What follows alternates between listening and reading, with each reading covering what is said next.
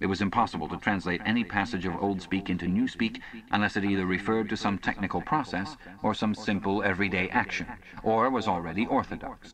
Good think would be the New Speak expression in tendency. In practice, this meant that no book written before approximately 1960 could be translated as a whole. Pre-revolutionary literature could only be subjected to ideological translation, that is, alteration in sense as well as language. Take, for example, the well-known passage from the Declaration of Independence.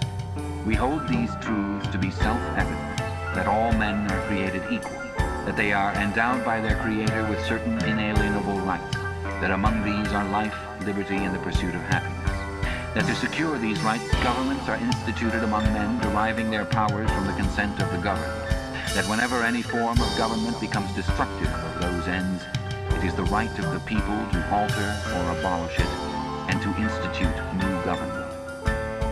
It would have been quite impossible to render this into Newspeak while keeping to the sense of the original. The nearest one could come to doing so would be to swallow the whole passage up in the single word, crime. A full translation could only be an ideological translation, whereby Jefferson's words would be changed into a panegyric on absolute government. A good deal of the literature of the past was, indeed, already being transformed in this way.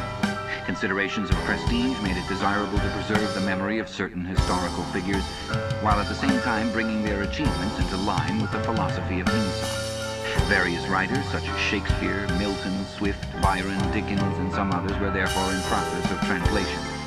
When the task had been completed, their original writings, with all else that survived of the literature of the past, would be destroyed. These translations were a slow and difficult business, and it was not expected that they would be finished before the first or second decade of the 21st century. There were also large quantities of merely utilitarian literature, indispensable technical manuals and the like, that had to be treated in the same way. It was chiefly in order to allow time for the preliminary work of translation that the final adoption of Newspeak had been fixed for so late a date as 2050.